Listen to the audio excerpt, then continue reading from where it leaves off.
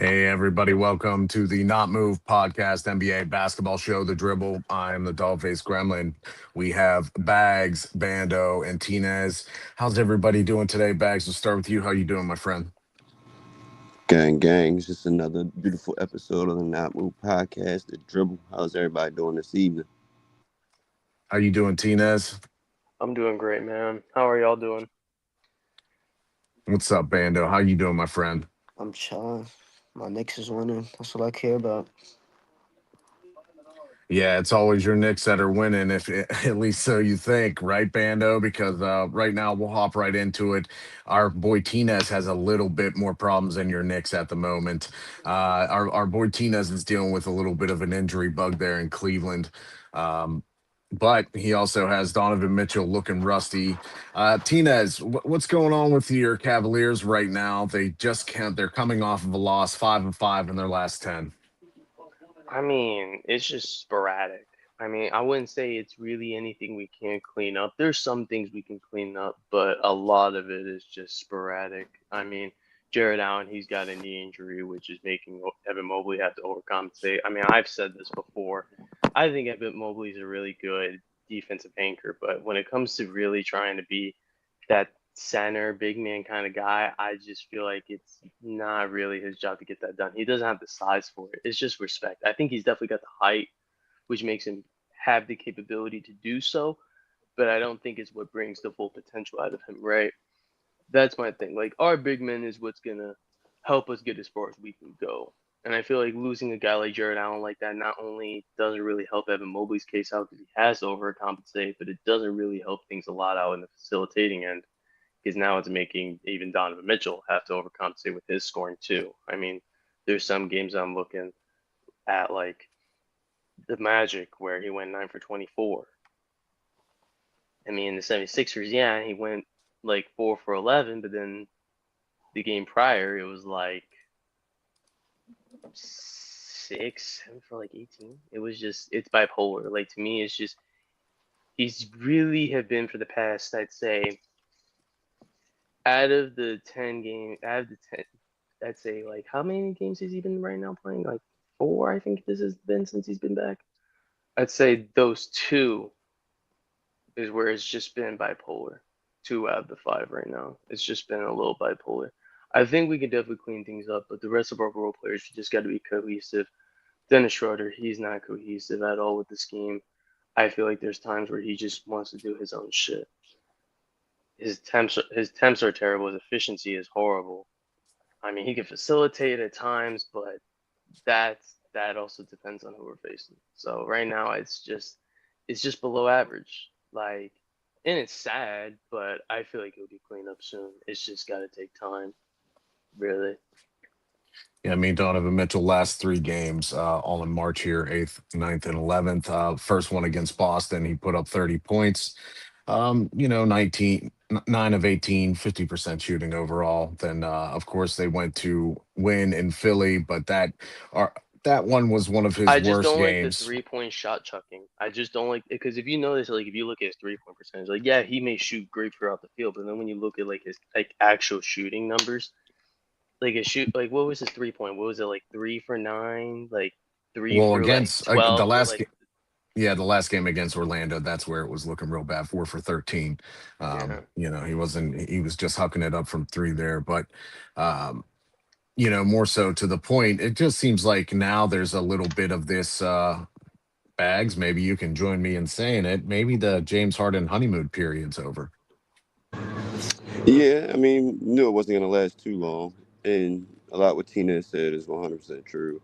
Uh, the Jared Allen injury is going to hinder their defense in the interior, right, in the front court.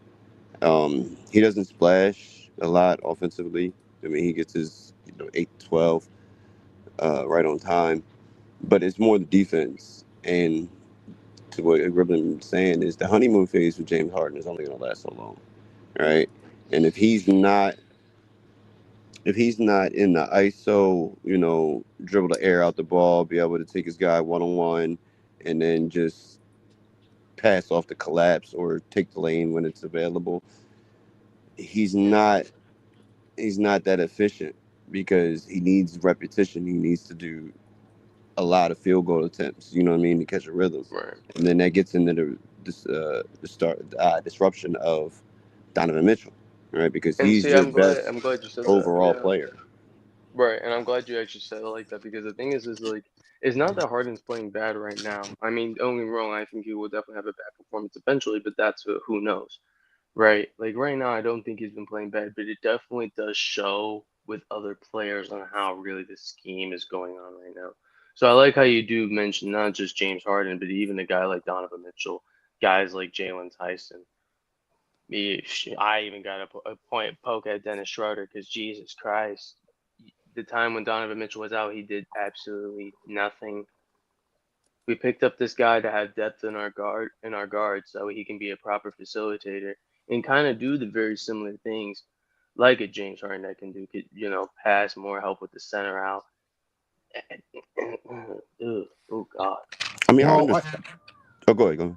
Oh, well, what I was going to say is I think with the James Harden honeymoon phase being over, I'm talking about look at the loss against Boston where, he is just absolutely getting mauled on defense. Yeah. Boston is keying in on him, picking him apart. They're saying, go ahead, Mobley, go ahead, Mitchell. We're going to go ahead and let you score. But we're going to go ahead and pick apart this other facilitator that you have and slow down the rest of your offense. Right. Right. Yeah. And there's a lot of And times where that has happened. Even in the Knicks game, that happened too. Yeah. Yeah. so that's what That's I'm been talking happening for a about, where while. teams are finally keying in on, Yep. it was nice to see at first James Harden. It is, always is, because he's a great playmaker. We can't deny that. We all know it. But, I think right now with the Cavaliers, these things are maybe not meshing and gelling. Like you said, injuries. This is also taking a toll, but maybe teams are keying in, and I'm worried for you in the playoffs. But there's still plenty of games left, Tinez. Still plenty of games left. I agree. And It's just gonna take time. we're past the All Star break, so this is where the season really begins. Really, like, be Let's just be honest. right now. We're in playoff basketball. Everything's Being starting to real. slow down. You got to pull out your half court sets, but then also at the same time, you try to reserve, you know what I mean, your go tos, because Yep. when the playoffs starts, you don't want to have that shit schematically already figured out, right? So I mean, it's a fine line that you got to try to balance. Actually, And speaking of go-tos, we got another team in trouble, don't we, Graham? On the West side, don't we? Yeah, there's some problems happening, injuries at the wrong times. Real quick before we talk about that, Tinez, just to check in. Hey, Cavaliers are up 99-77 in the third quarter on the Mavs right now. Now, granted, it's they're taking advantage of this Mavs team that's yeah, got Cooper Flag and who's a young guy finding his way. But hey, that's what good teams are supposed to do, right? So Right. yeah, they are up 99-77, and right now your scoring is all falling on Evan Mobley this game. He's which I looking really want to see, nice. because that's another thing I wanted to bring up Yeah. about Jarret Allen being hurt. Is like when you do stumble upon these injuries like this is where you want to see Evan Mobley expand his game, right? That's true. Because he to Large me man. he's done hit his ceiling early, right? And he came out the gate 18-10, right? He was a double double guy out the gate, but 3-4 years later, bro, you're still at that threshold, right? And we know Mhm. 3 years in the league, essentially you are who you are. You know what I'm saying? You're not going to get that much better if you do, right? Right. But I could see why he wasn't, because especially the last 2 years he's done had Jarret Allen there in the front court with him, so he doesn't have to be that guy. But when the opportunities like now present themselves, and Jarret Allen is on the bench, and you're out there getting the bulk of the minutes, and you're playing the primary defender and offensively player in the front court, I don't want to see 18-10. I don't. Right? I want to see 23 and 14, 23 and 12, right? I want to see a little bit. Just give me a 4 point increase and a 2.5 rebound per game increase while he's on the bench. And that'll show me that, okay, it's not you just coasting the ride, right? And just living Right. off of the equity and the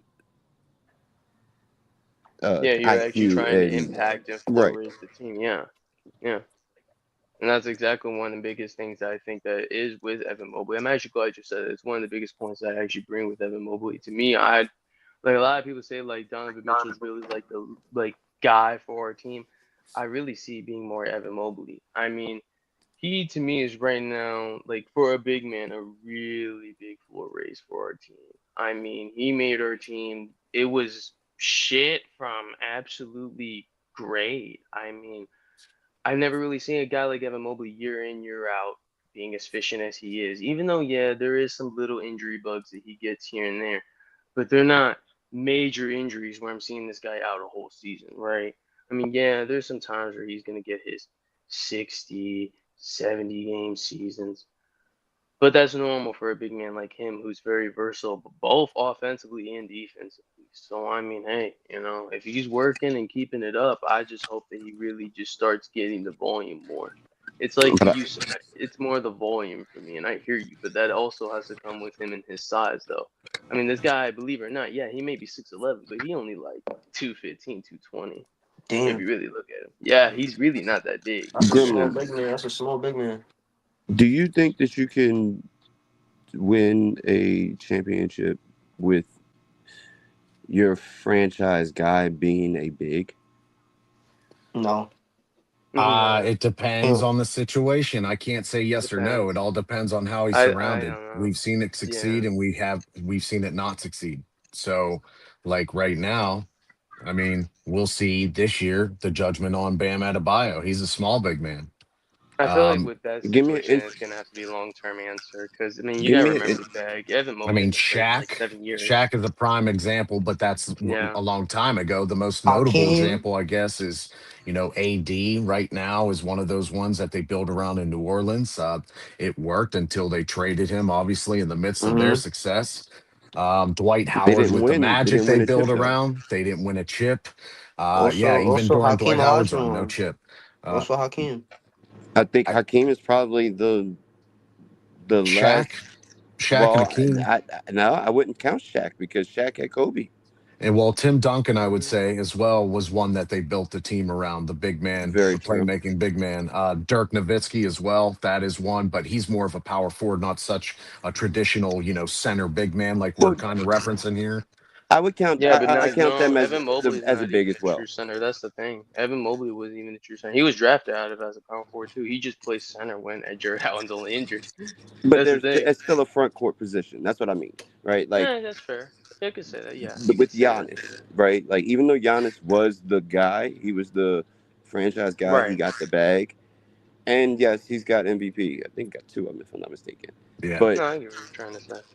when it came down to them winning that chip, Chris Middleton was more like offensively important because of the crunch time buckets, He right? was.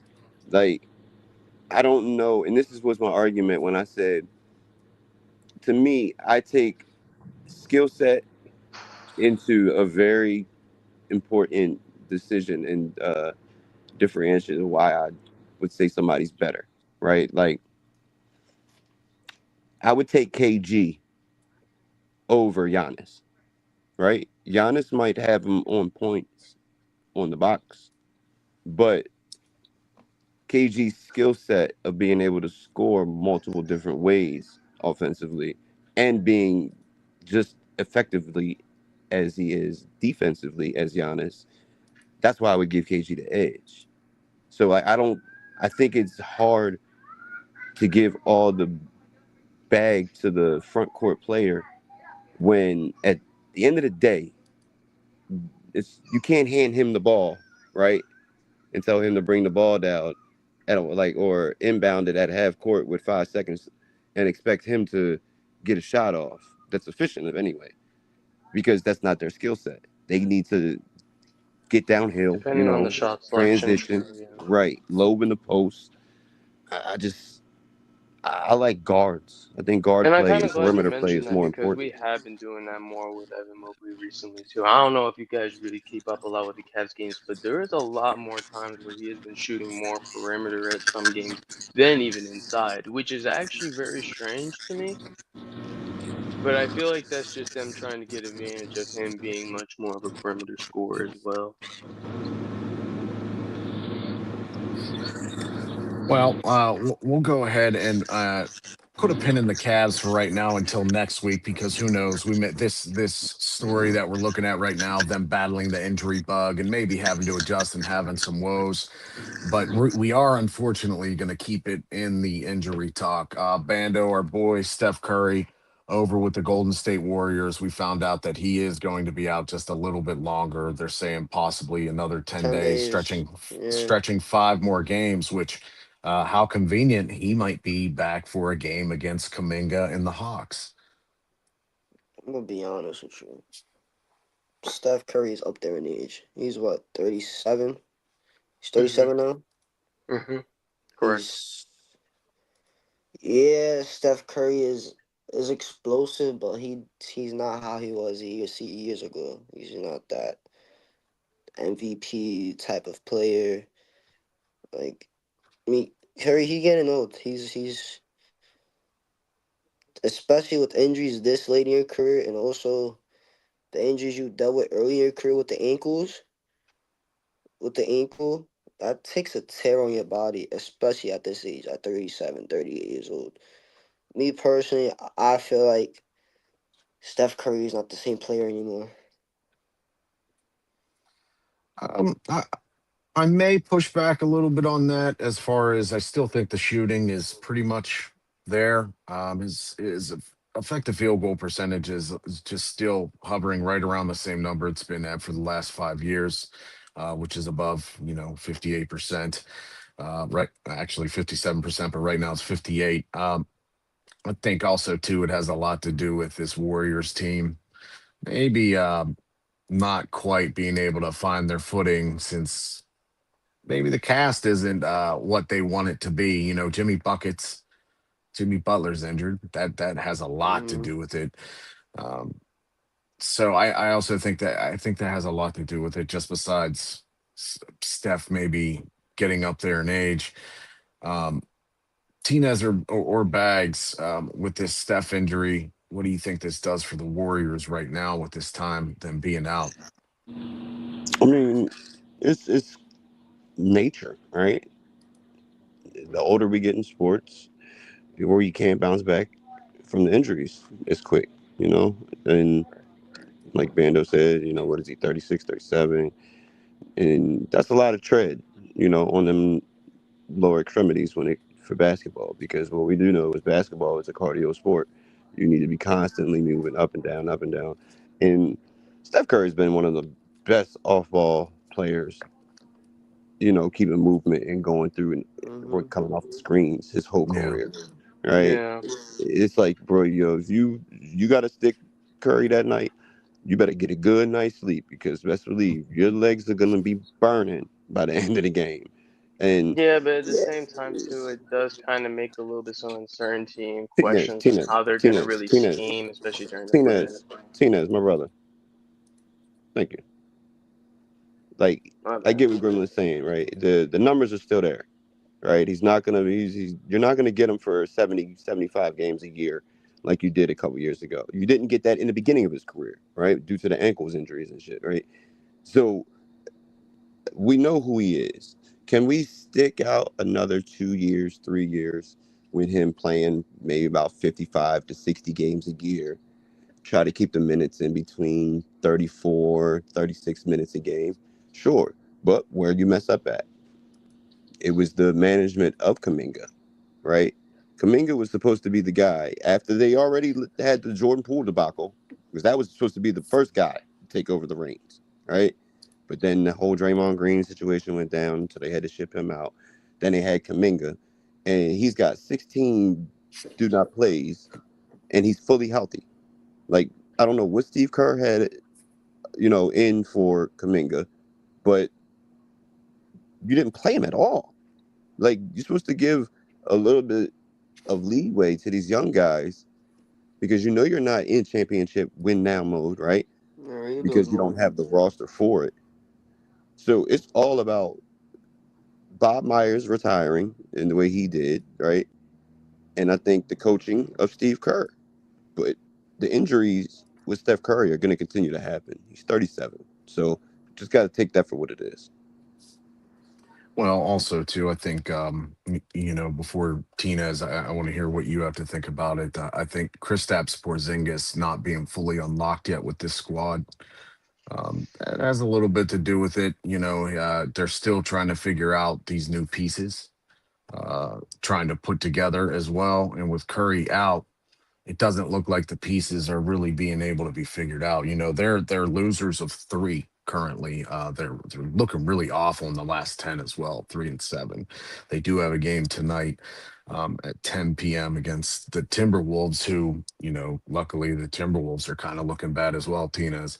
But when Steph Curry does come back, he's got to find his mesh with this offense, Tinez. He's got to start something here. This Right. team needs Yeah. him, especially being in a 9 seed right now and a play-in yet again. Yeah. And that's kind of my whole point. I mean, when you're rushed to be in this play-in, especially in this particular spot, it's kind of it's really a detriment to just sit and say that you gotta have to sit out for 10 games, because especially you're right now in the home stretch. I mean, we got literally, I think we pretty much are already at less than 30 games left of basketball. I'm pretty sure, right, folks? It's less than 20. Is it less than 20? Yeah, I Less think than it's 20 8. games. I think the most is 18. Okay.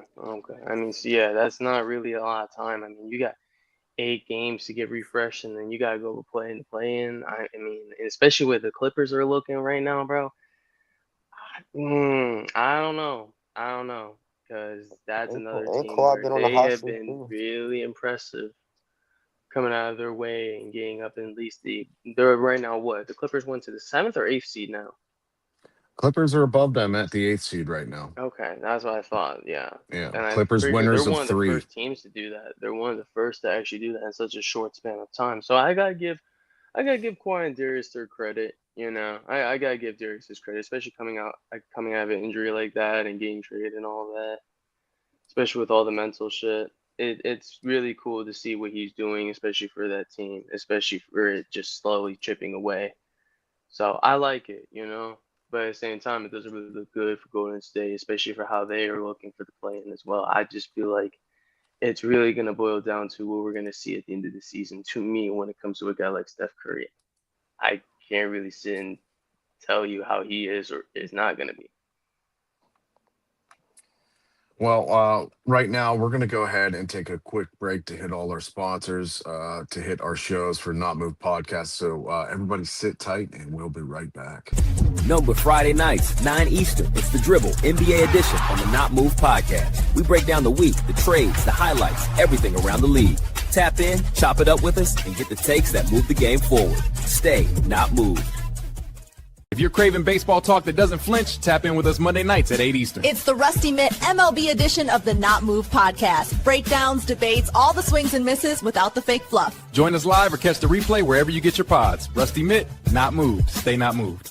Tap into the Not Move podcast every Friday night at 8 Eastern. We're bringing the scrap sheet, UFC edition. Every jab, every takedown, every headline. All the fights, all the drama, all the picks, right here. Watch live on YouTube or listen anywhere you get your podcast. Hit follow, hit subscribe. And stay not moved. Tuesday nights just got louder. Ringside Rewind is live every week, 9 Eastern. We're breaking down Raw, SmackDown, and everything leading into the weekend. If it happens between the ropes, we're talking about it. Deep dives, hot takes, and a few surprise and replays. a whole lot of arguing. Yeah, but the good kind. Ringside Every Thursday night, the Not Move podcast drops a new episode of In the Wicked, our deep dive on everything around the NHL. We break down the plays, the trades, the stats, and the stories that matter. Plus, a few hot takes along the way. Join us live at 8 p.m. Eastern, or catch it on your favorite podcast app right after. Same energy, same audition. The world's game has a new home. Tap into the Not Move podcast every Sunday night at 9 Eastern. It's the football edition, and I'm bringing you the El Uncle Max attack, everything World Cup, every angle, every goal. Breakdowns, laughs, and all the passion in the pitch. Stay locked, stay ready. Morning bettors, welcome back to Angling the Odds on the Not Move podcast. Every Monday and Friday, we tear into lines, probabilities, and hidden edges across the boards. We run the numbers, chart the trends, and find value plays so you can tilt the odds your way. Live at 10:30 Eastern. Mark it, lock it, and join the conversation. All right, everybody. Thanks for sticking around. Real quick, we are going to talk about our friend New York's finest bandos, Knicks. Knicks, the winners of their last game. They're 6-4 in their last 10. And of course, the Knicks are playing the Pacers right now. That game is 83-79 Knicks. So just have to say, Bando, your Knicks gelling together, of course, doing what they can to bust into this last break into the playoffs. They are currently sitting third overall, right behind the Celtics, who we are going to touch upon next with our main man Bags. But Bando, how are you feeling about your Knicks right now? I feel good about them. We started the season off. We started the season off hot. Then in the middle of the season, we had a bad month where we played horrible. Kept losing back-to-back games, winning some games, losing some. But as of right now, later on in the season, we pick it back up, and especially in playoffs, we play physical basketball during the playoffs. So I'm nothing to worry about. I'm not worried about the Celtics. I'm not worried about Detroit. I'm not worried about the Cavs. I'm not worried about none of those teams. Well, I mean, for me, the Knicks are still possibly. I mean, they're my favorite to come out of the East. They were my favorite before the season, but Tinez, I'm sure you and your Cavs might have a little bit to say. Unbiased opinion, Tinez, seeing this Knicks team, what do you think if your Cavs are matched up against them? I mean, it's always a great matchup to face off with them, honestly. I think they're actually a pretty good team. I mean, don't get me wrong, I don't really like the Knicks, but I'm not gonna sit and say they're a bad team. They have a very decent defense, actually, more than not. I love the perimeter. I just feel like sometimes I feel like Cat just struggles, but that also can be sometimes that he's just bipolar more than not. Jalen Brunson's kind of been the same right now recently, but I feel like he's gonna clean that up. I feel like a lot of it is just a lot of just competition, just battling it out. I mean, you've been facing the Celtics, you've been facing the Cavs, you faced the Thunder, you faced the Spurs. They've been facing a lot of crazy teams right now. So I mean, like I said about my team, I'm just saying it about Bando. I think it's just about slowly just chipping it away to the end. I mean, that's really just what it's all about. So I mean, and right now they've been doing it a little bit better. So I gotta give it props. I gotta give them the props. Yeah, the Knicks, they still have that Nova core, basically, with Brunson, Hart, Mikal Bridges being there. We're just missing Uh, one player. Yeah, you're just missing one player, but I like your bench a lot better this year too compared to last year going into the playoffs. And Bags, one of their main competitors, which you wanted to discuss today, which I think is great that you're bringing up, is the Boston Celtics had Jason Tatum finally come back. Um, Jason Tatum, of course, was injured from that tear for basically the whole year, and he is being inserted into this Boston team for this playoff push.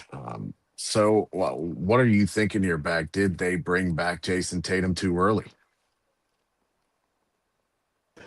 Yeah, I mean, I don't. If he's medically cleared, he's medically cleared. I just know the Achilles isn't anything to joke around with. Especially in football and basketball, any sport in general, but especially football and basketball, because you have to make those quick, tight turns and explosive plays. Now, he looks pretty good. I will give him that. Nowhere near as explosive as he was before, but that's remained to be seen because, of course, it's an Achilles. I pretty much was essentially just asking, okay, him coming back this late into the season, going into the playoffs, I get they're going to have a few games, 15 to 20 games to get him acclimated. But is it worth potentially re-injuring and losing him for more time to come in the future? And also, is that throwing like a monkey wrench into what the gel and, the rotation that you have right now going into the playoffs? I think that's a dangerous and very volatile decision to make because, like I said, two reasons: the chemistry and the potential injury.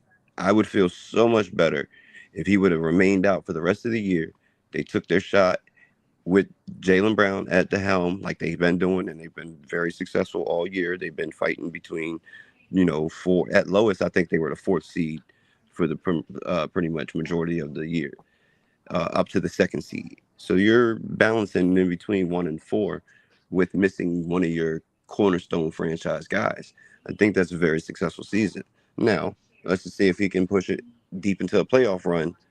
Now, if you get to the Eastern Conference Finals and then Tatum has been in practice for a good solid 3 to 4 weeks, and you want to implement him there to try to give that little boost over, to make it to the chip, sure, I can see that. But I just think, less than 12 months in a calendar year on an Achilles, and you're getting ready to try to, use him as a key pivotal player to make a deep playoff run. I just don't think the risk is worth the reward. Yeah, I mean, like we can talk about this yesterday.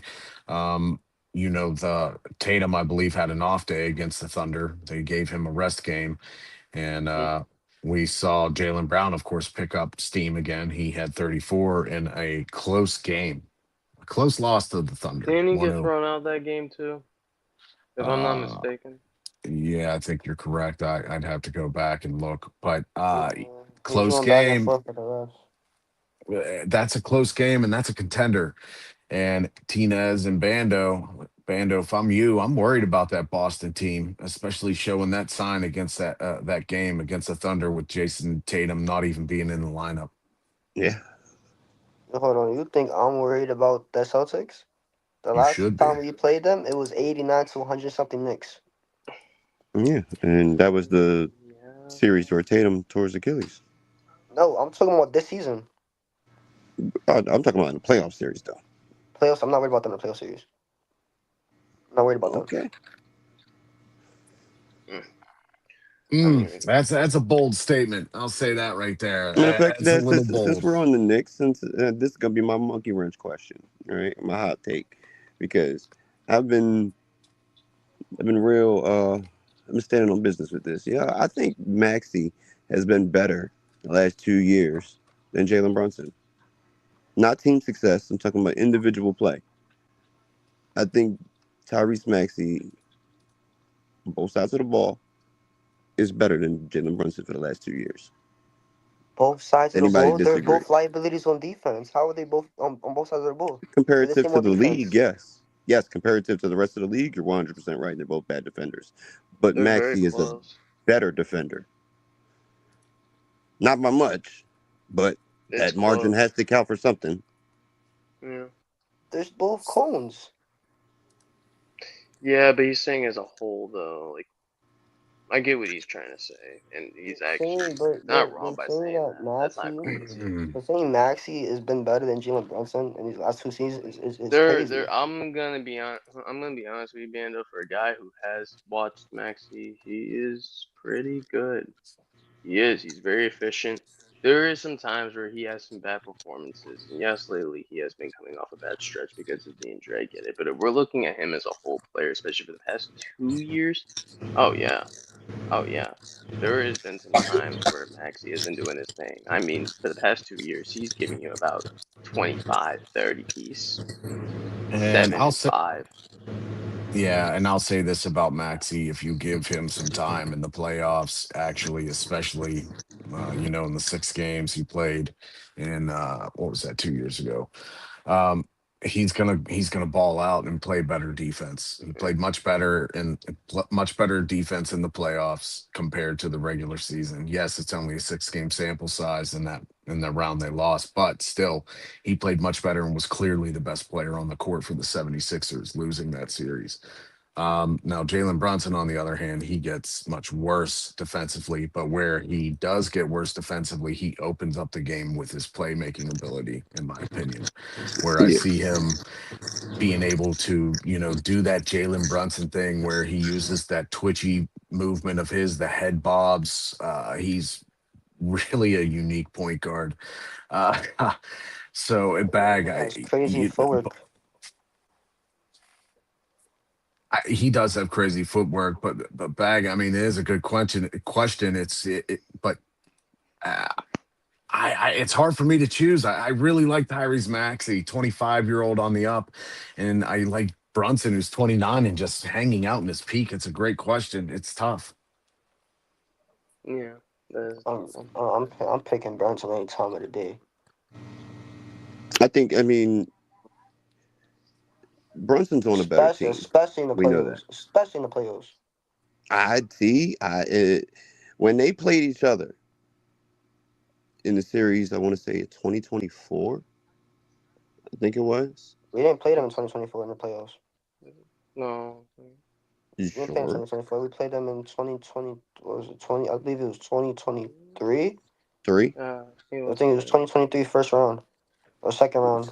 That's the year when Maxey kind of just took over. That's when.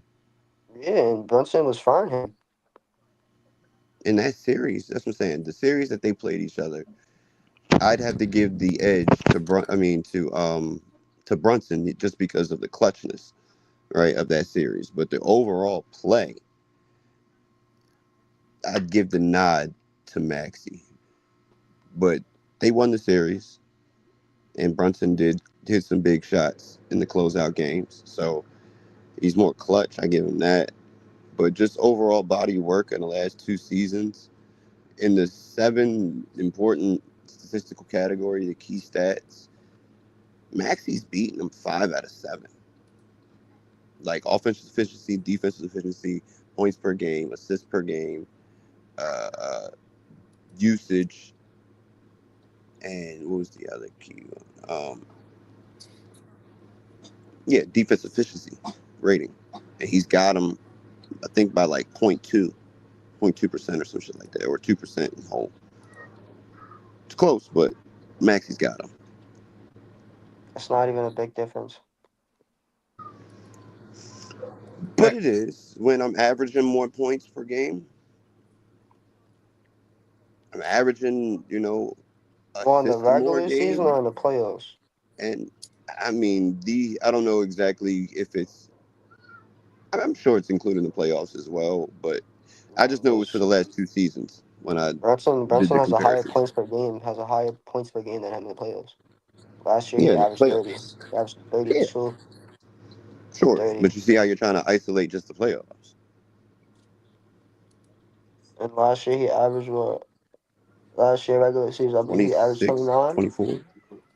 Oh. Yeah, statistically, Jalen Brunson on the offense has averaged better, but That's we're what I'm also saying. looking at a bit more of a larger sample size in the past since Dallas. Really, he's been in the playoffs every year since 2021, whereas Tyrese Maxey has only been in um, 4 One times, time. and one of those runs being this last run, which was 6 games, which was a small sample size. But I do think we have to point out with Tyrese Maxey, he was the main component to that run with the Philadelphia 76ers. But New York Knicks, they're nothing to slouch out, especially Jalen Brunson. I still think if you have Jalen Brunson at your helm with that healthy defense backing him up, we're always going to see tough competition. Um, and I know Bando is always going to be rooting for them, especially knowing that who they've got to be playing coming up. So the Knicks right now, we'll do a quick update. Fourth quarter with 3 minutes left are up 88-86 on the Pacers. So got to get your team back in order right now tonight. Now, as far as some of the other things we want to discuss is SGA right now is currently being picked as the favorite or second favorite, depending on which wagering sites that you're looking at. Always use our friends as well. Better Betters as well will tell you he's been looking at the numbers. Our friend Better Betters, who does his NBA shows in the mornings, talking about just the straight numbers and where you want to angle all the odds. Right now, Shea Gilgeous is currently tied with Jokic for the MVP race. They keep going back and forth. It's like right here, right It's here, gonna right be I here. don't Jokic. like it. It's gonna be Jokic. I don't like. Yeah, it should be Jokic. It's gonna be Jokic. I don't like it. I mean, Jokic right is the now, really good. right now, I'm with you guys. I think it's going to be Jokic. Obviously, the third one, which I'm surprised that Luka Doncic is in third place given everything this year. I thought Cade Cunningham would have been more higher up, given Cade's emergence as a premier player, and also just on the cusp, but equally as important. I think deserves maybe All a little bit more look as Victor Wembanyama. Graham, all I'm gonna say is this: Jokic and the Spurs, 30, 20, and 12. Come on, dog. Come on, dog. This shouldn't be this. Let's Come let's on, let's dog. What are let's we let's doing, be let's dude? What are we hold on, Tinez. doing? Just give Let's him the let's let's be trophy. Just real. here. Let's be real. Let's be real. Let's be real. Let's be real. Let's be Jokic real. is winning Come MVP. on, Hold on. dog. It's getting Jokic is winning Victor. MVP. He's winning MVP. If they give it to SG, they're just glazing him No, at this you're point. not gonna tell me They're just anybody glazing expected him that. at this point. They're Like, just I'm glazing sorry, but SG at this point to I give him know MVP. that guy. Yeah, top left. Sorry, the whole screen's inverted. He wouldn't predict that. I know you would not predict that. I know you wouldn't. No, you wouldn't. If I'm I being mean, honest, bro. SG is doing basketball. If I'm being 20, honest. 20 boards? 20? By Jokic? Yes. He almost had a 30, 20, 15 game, bro. I'm being so dead serious. I know. But they want to go ahead and let's glaze SGA. Let's do this with SGA. Let's do this with Like, don't get SGA. me wrong. I get it. I don't I even don't think like Victor was there, but SGA. I know Vassell and Castle were definitely there that game. I know Fox was definitely there that game. They all had. I'm pretty sure they had almost everybody there but Victor. Like, I don't understand the SGA hype. I'm sorry, I don't bro, but understand that's it. He's diabolical. ruining bad. If I'm being, he's ruining basketball. He's ruining it. And He's you making know it how what boring. I said last. You know what I said last week about that Spurs team. That is absolutely, bro. That reminds me of what Steph Curry did in Game 7 to the fucking OKC Thunder. You know how terrifying that fucking shit is. well, man, I can see it's getting you real heated up, but uh, I will say this. One thing you want to talk about, since I think SGA belongs in the same conversation, we're going to do a quick topic on one of the teams that I spoke on last week. The Heat. The Heat are back. The Heat are coming back. They're storming back to get in the standings, to get into a better playoff position. The last 10 games, the Heat have been on fire. They're 8-2, winners of their last 7. And of course, we all know what happened just a few nights ago. Bam Adebayo getting his 83 Oh my points. god. Of course, a lot of people have a lot of different opinions about this. I think this is going to be something good for us all to have a quick discussion on. Bando, I want to start with you on Bam's performance. I'm not moved by it. 83 points, I'm not moved 9 by it. total rebounds, plus 20 for the game, and a 60.5 game score, which is actually obviously really impressive. What did you think about this performance, Bando? Me personally, I'm not moved by it when you're up the whole game and you're just chucking up shots when you shoot 20 for 40 something from the field, and then you're shooting 36 free throws, making 36 out of your 43 free throw attempts, and then you're shooting 7 for 22 from the three. I'm not impressed by that. I'm not impressed. You were just shot chucking the whole game.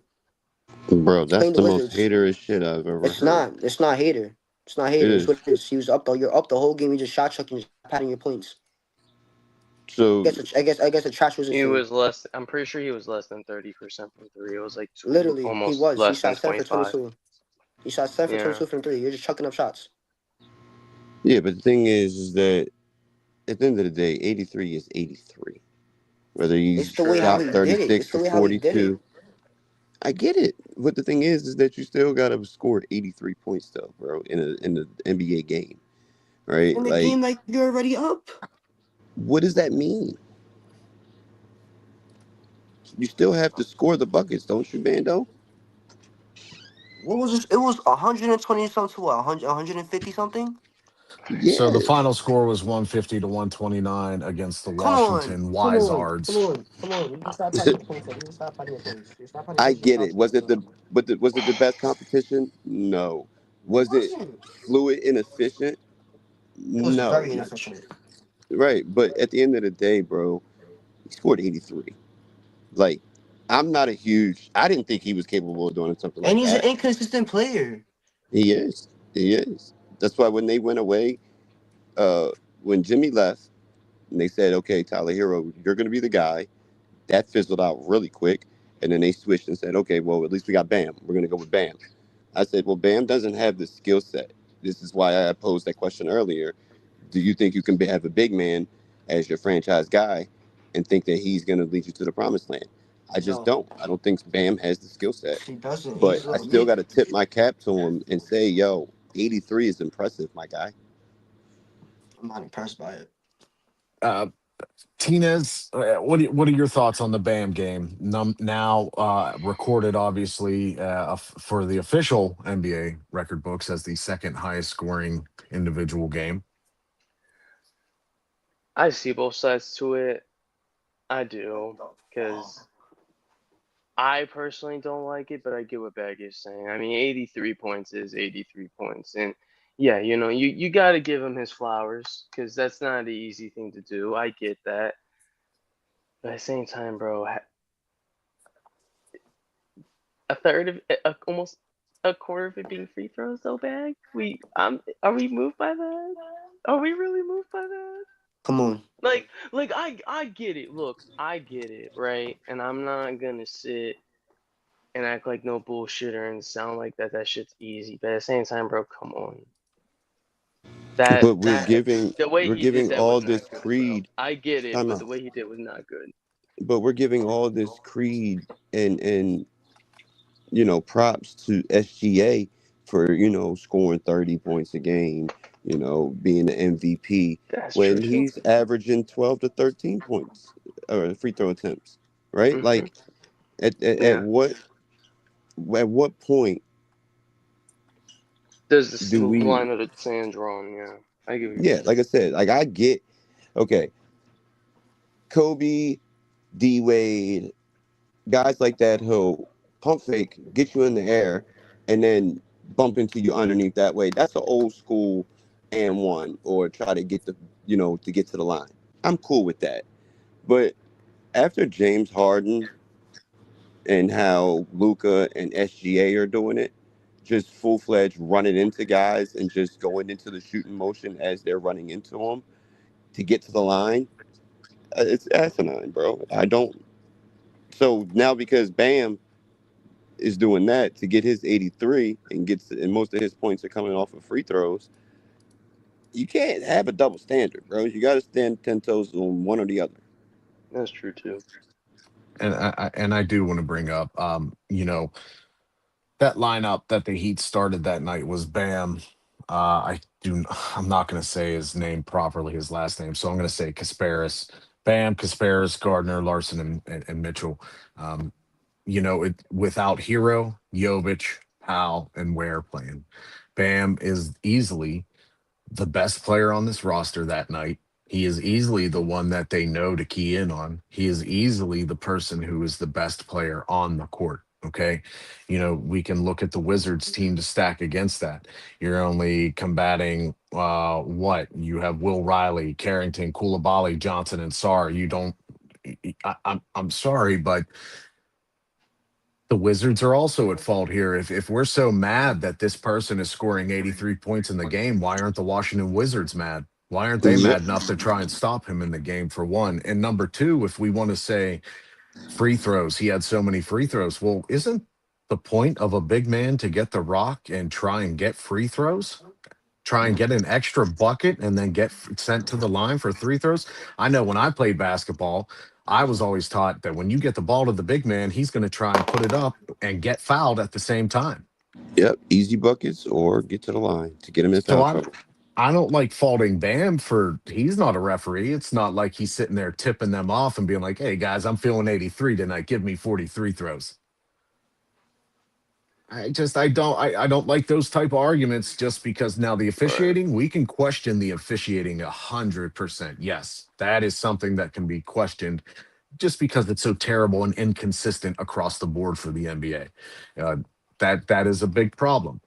But Bam, I have to give credit where credit is due. And I think more along the line too, I think the thing that is people who are the most upset are the Kobe fans right now. The Kobe Bryant fans are the most upset as their guys now no longer looked at as the second highest scoring game in NBA history, which to me, Kobe fans shouldn't be upset because there's only two people to score 80 points in a game. Three if you count the 100-point game by Wilt, but I'm talking 80 points as the recorded stat. It's Bam and Kobe, and it's not too bad, I'd say, Kobe fans. I think it's all right I'm to gonna, hang your hat on 81 points. I'm gonna be Yeah, honest, and gremlin. because Kobe did it mostly in damn near 3 quarters. Literally, Yeah. in a Yeah. comeback win, in a comeback win. That is true. Yeah, that is true. But I do think what Bam did is impressive. I just want to say overall, I think what's more impressive though is the Heat right now. The Miami Heat right now, they are a thorn in the Boston Celtics and New York Knicks side. And it's you guys better watch out because it seems like they are on their way back. Now, That's Bag, bad news. That's bad news for your team, for your Charlotte team. hey man, my That news for Charlotte you, not team. me. My Charlotte team, winners of the last two, they are currently sitting in the 10th position and swapping back and forth. Looks like they're probably going to swap with the 76ers, just given the Sixers have just looked really off lately. It's not looking good for my Hornets, but, we're still going to keep trying here. We're still going to keep trying. We've got what we can break into, which is a perfect segue, is Con Knipple, one of the Rookie of the Year candidates. My boy Con shooting the threes out in the corners, doing his his one trick pony, which I'm fine with. But overall this year, it's still looking like Cooper Flag might possibly win the award. Bags, who are you looking at to win the Rookie of the Year award right now? I'm with you. I'm with Knipple. I mean, the favorite is Flag, but I mean, he's doing that with nobody else. Right? If I'm not mistaken, he's averaging 20 and 8, I think Flag is, and Knipple is like 19 and a half on like 6. And Yes. he's doing that with two other guys that's in front of him, right? LaMelo Ball takes more shots than him, and so does Brandon Miller, right? So if you're going to tell me as a third option, you're dropping almost 20 a game, opposed to the guy who's the number one option, and he's only giving you 20 a game, and Knipple's doing it more efficiently. He's in the 40 something from the field. No, he's shooting And I 50 think something from the field. He's shooting 50 something from the field. that's even better, right? Like I know it's threes. He's like It's literally 42. borderline 50. His efficiency, his effective field goal percentage is 62. Yeah, his true shooting I think is like He's a fucking rookie. 54. He's a Like This he's is rookie. a rookie that is balling, He's a literally rookie. having balling. almost, He's and I like say that almost if a 50, 45, 90 season. we're Yeah, being honest, he's as having a a rookie. Yeah, 50, 40, he's a 90 rookie. season as a No, rookie. 45, Bando. His 3-point is Who 44. what Well, the like yeah, Right, but that's the yeah. he's thing. winning Where rookie is of the his year. is He's his winning rookie field? of the Is year. his He's free winning throws rookie of at the year. is he His at free throw 90? is 87. I checked it today. His Yeah, free his free throws 87. are throws are Okay. 87. 87. It's If he had that, diabolical, Bag. He's if he changing had things. that, I'm he not gonna lie, and We've never I seen this from wanted a to bring rookie. that up. I love Khan, dude. He's just I wonder how many more free throws he would have to. He'd probably have another to. Clay Thompson. And I mean, here's something that this is even more I impressive, know. right? With the rate that he's shooting 3 pointers right now, he's averaging currently eight a game. Brandon Miller, right, the same with him. Okay, and then of course Lamelo Ball, we know he gets the majority of his shots off every game. So just to put it into perspective, with those 8 and Brandon Miller, let's say he's doing 8, and we'll just say a soft number for Lamelo is 9. Khan is shooting 44% from three, right? Mm-hmm. In comparison, Brandon Miller, who is still shooting very well from three, is shooting 38. 37%, almost Mm-hmm. 38%. LaMelo Ball, still shooting pretty well from three, is shooting 36%. Con Knipple, the new addition to the team, is outdueling both of those guys. And like Bag said, these two were supposed to, even Con Knipple wasn't even supposed to be better than Miles Bridges this year, if we're going to be quite honest. We thought he was going to be developing behind him, right? Yeah, More so, not even starting the way he is now. Mm-hmm. and that's big ups to the coaching, right? Because most coaches they have their roster already set, right, of the rotation guys that are going to play and who's going to come off the bench. The fact that he was able to say, you know what, I'm not going to stunt the growth of Knipple, right? We're going to give him the minutes that he's deserving because what he's showing in practice and in the minutes that we are giving him in the game, for him to increase in them. And it didn't help that Mikal Bridges got suspended, right, for the whole Isaiah Stewart shit, but that was later in the year. And I'm not going to knock and say Kipple didn't get those minutes deservingly already. But I think the suspension was the icing on the cake because the last 12 games for Knipple, bro, he's been balling. Yeah, Knipple, and even in his last 5 games, he's just been lights out. So I'm really happy that the Charlotte Hornets have been able to find that. Their coach. You brought up coaching bag. It's Charles Lee's second year. The first year, obviously, last year, we kind of have to throw away with that team and that roster and new ownership as well. That's the biggest important factor to Charlotte right now is the success is new ownership. And yes, we love Michael Jordan. We all acknowledge him as one of the greatest. One, two, three, wherever you put him, he's in the top five, irregardless. He's He's definitely a in the horrible top owner. three He's a horrible worst owner. owners of all time. He's a horrible Yes. owner. Yes. He Unfortunately, doesn't. He like. Mr. Jordan was not a very good owner. He can't. He can't see talent. He doesn't know what talent is. If I'm being honest with you. That is debatable. You could argue that, and it was shown with the Wizards, and obviously with the Charlotte Hornets here. But it's nice to see the Charlotte Hornets. They were when I was a kid, Larry Johnson, Lonzo Mourning, Muggsy Bogues. That team was always one that I like to watch, and now it's good to see that hopefully LaMelo Ball, Brandon Miller, and Con Knipple, they have their core. They have the core that is going to hopefully bring them the future. And we might see them in this play-in.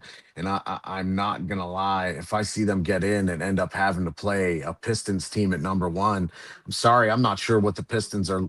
We see them in the regular season. We don't know what they're like in the playoffs just yet. Guys, here it is, NBA Finals favorites. We wanted to talk about this real quick. So, Bags, starting off for you. Who's the two teams out of the East and two teams out of the West that you're looking at? Out of the West, I mean, I'm gonna give respect to OKC. They are the favorite to come out of there.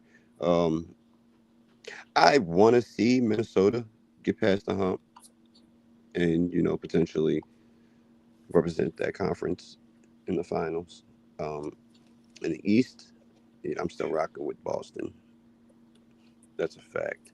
And then low key, I could see New York breaking through, right? Like if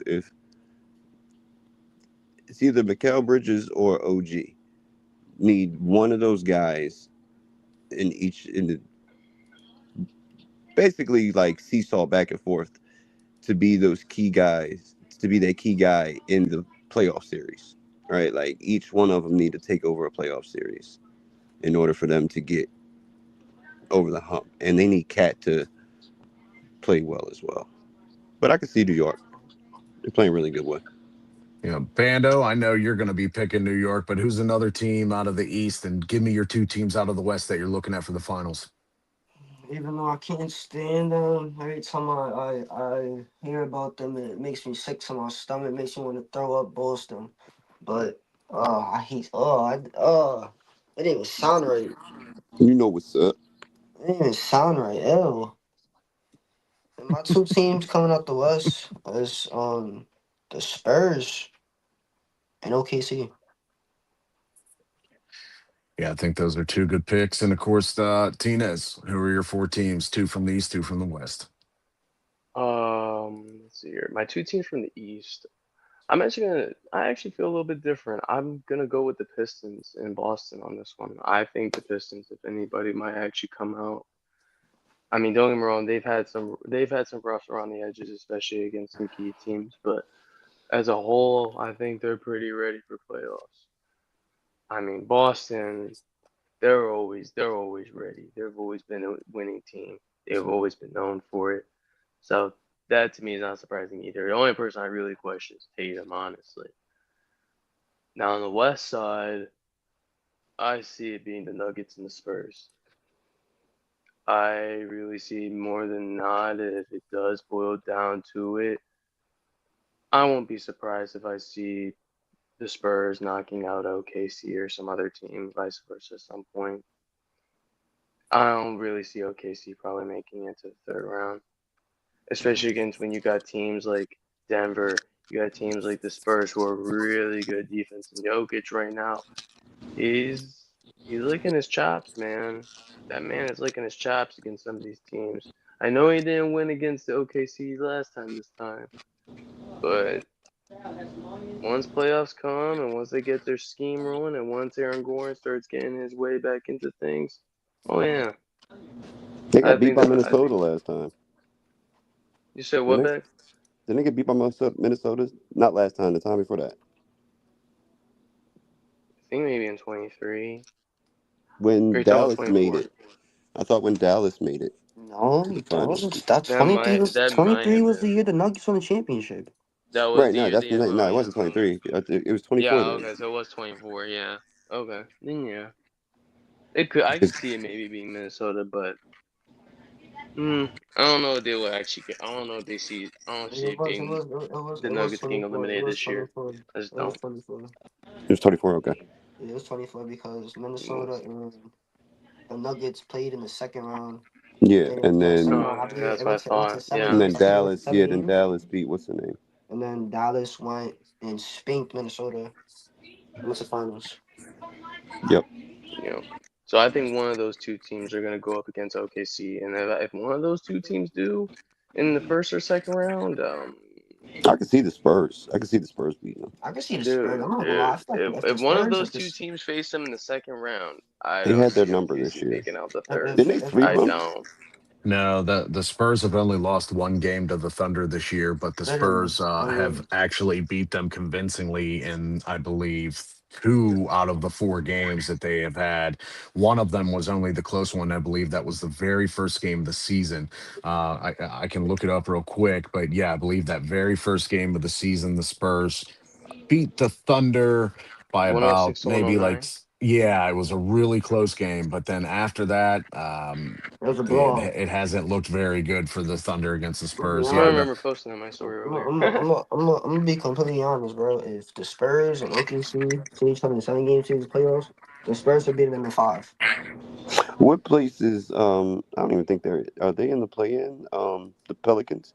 so No, the they're Pelicans out the are, play. and yeah, they're not They're even out the play. close to making it Okay. this year. The Okay. ones that actually are gonna be the closest is the Trailblazers could Portland was at leapfrog the the 10 seed. Warriors if the Warriors keep playing this bad. If the Warriors keep up this pace of being 3-7 in their last 10, it's not going to look good. The Trailblazers could leapfrog them, take the 9 position, which they would still end up, playing the Blazers and the Nah. Warriors.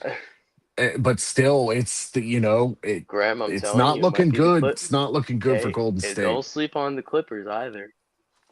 Well, the They've Clippers are been doing currently pretty sitting at 8 good. right now, comfortably, but I don't see them leapfrogging the Suns. The Suns have a nice, comfortable lead. So unless the True. Suns start going on a really bad losing spree, they've been pretty good this year. They're still staying on the upside. They're 7-3 of their last 10 with winning 4. And they're battling right now the Timberwolves for that position. You have to look from the Lakers down to the Suns. That could change with these last few games at any rate. But right now, it's the Thunder and Spurs 1 and 2 in the West. Mm-hmm. But 3-7 is right now the way it looks. Any of these games, depending on who is streaking to end the season, it could all flip flop. Mm-hmm. So for me, I'm looking at the Spurs and the Thunder. I think it's undeniable. We can't deny the Spurs. We can't point to youth either as being like, oh, well, they're not. Victor Wembanyama is showing that no, we're here now. We're ready now. One team I do find to be tricky though is the Lakers, sitting at the 3rd seed. They seem to play better when it's Wait, the not all Lakers three are 3rd together. seed? Lakers are That's at the true. 3rd seed right Yeah, they're at now. the 3rd. Yeah, they climbed Yeah. their way up. Somebody I'm said pretty they were sure the Yep. 6th seed. I'm pretty sure Nuggets are 4th, right? Nuggets are 5th right now. The Rockets Fifth. are in Yeah. 4th, but the Yeah, Nuggets, Rockets are 4th. That yeah, must have Rockets. changed. That must have just changed, yeah.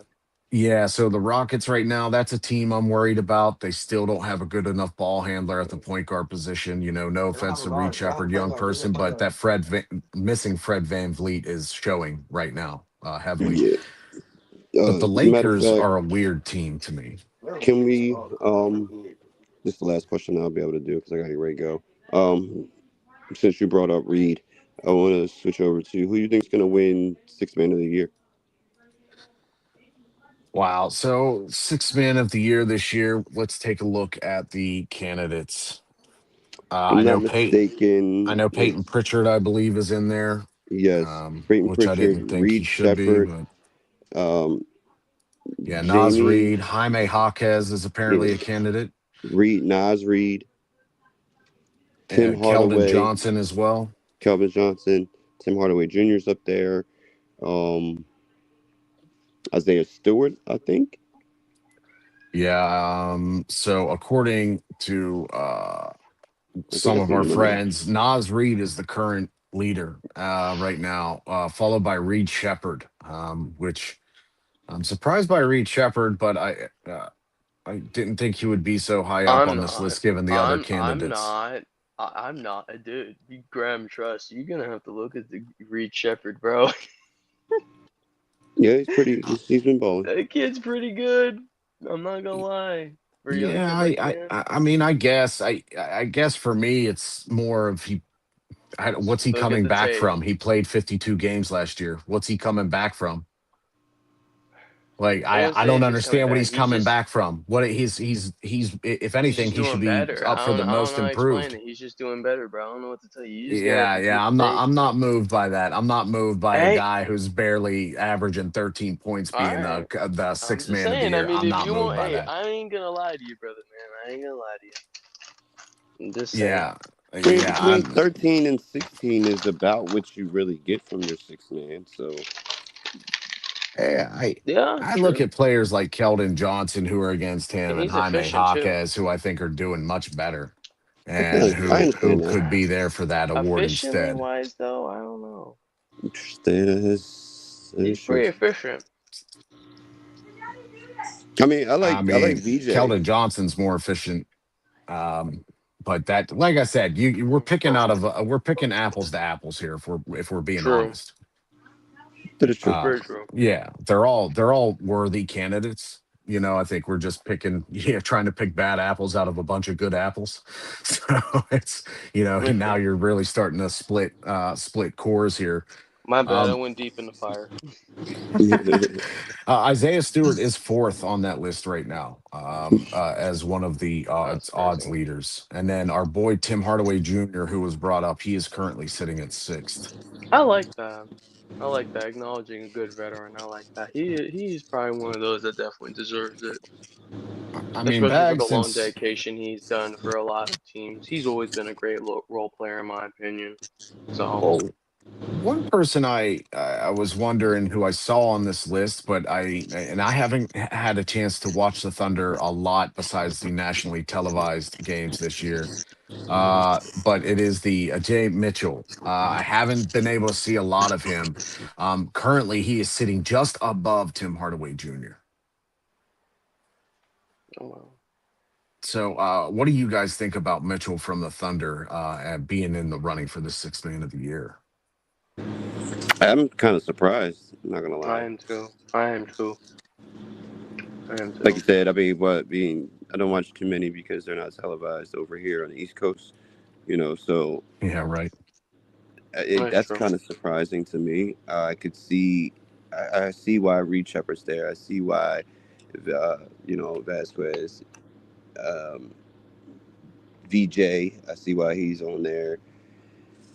Same thing with Nas Reed. I think Nas Reed is a very integral piece to that Minnesota team. Right, he stretches the floor as a big man. Yeah. Gets in the paint, gets timely offensive rebounds, kick back out. So, I mean, I can see why Nas is the favorite, but me personally,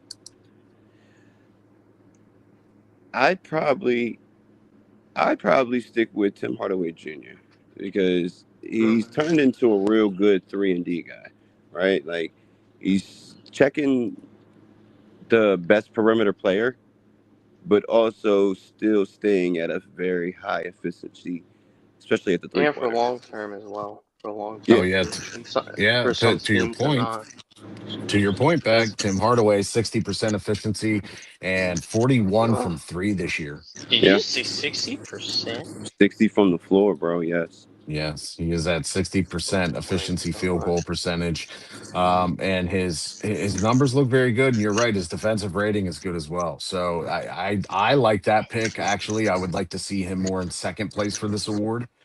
Um, but What that place is he at right now? Six. currently he's sitting down in sixth.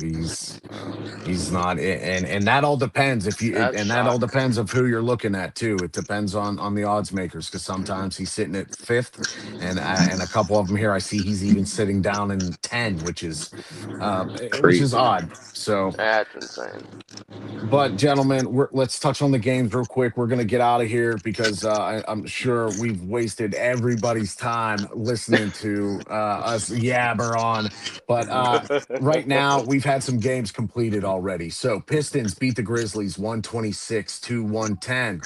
We had the Raptors beat the Suns 122 to 115. We had the Cavaliers, Tinez, pulling out the victory against the Mavericks 138 to 105. Bando's Knicks pulling out the victory against the Pacers 101 to 92. And fourth quarter finishing up, Rockets Pelicans tied at 100 with a minute 34 left. Weird. The Rockets are, I don't know what's going on in Houston right now. That's something I think we should touch upon next You week. said the Little bit right. of weird in the water right there. And of course, we got the game starting with the Timberwolves and the Warriors, Jazz, Trailblazers, and Bulls Clippers coming up here in 10 minutes. Guys, it's been a pleasure. Bags, any thoughts you want to leave us with before we go? Just everybody, good luck on your tickets if you put some in. Enjoy this beautiful episode of the Dribble and the Not Move podcast. It's the gang bag flock in the building. Until next week, until next time, fellas. And Bando, how about you, my friend? I'll say go next. Simple and sweet as always. And Tinez, how about you? Well, like my old friend Coach C once always told me, and he told me this probably once the end of the NFL season ended. So I think this is probably going to be the theme for the rest of the season. Count your blessings, everyone. Count your fucking blessings. And with that, I'll leave you guys with thank you for joining the Not Move podcast. Thank you for joining the Dribble. We are going to be back Friday at 9 p.m. Eastern Standard Time. That is the time because we got our friends ahead of us, the UFC podcast with our boy Jimmy, who is breaking down all that great MMA action. Jimmy is top notch. He's always going to fill you in with the good stuff. Check out our boy Robert on Tuesdays, Ringside Rewind. Check me out on Thursdays for the hockey show in the Wickets. And of course, we can't wait to get back with football action. And Sunday, 4 p.m., we are going to have a North Round Table. We're going to have Coach Common. Everybody loves Coach. I know I do. We're going to have my boy Bags. We're going to have my boy Tinez. And we're going to be talking about the Steelers and Ravens, what moves were made for them in the AFC North. Everybody, thank you for sticking around. We'll catch you next week. This non-casual podcast may not be reproduced, retransmitted, or reused without the authorized written consent of the Not Move Podcast Network. Thank you, and we hope you enjoyed today's broadcast.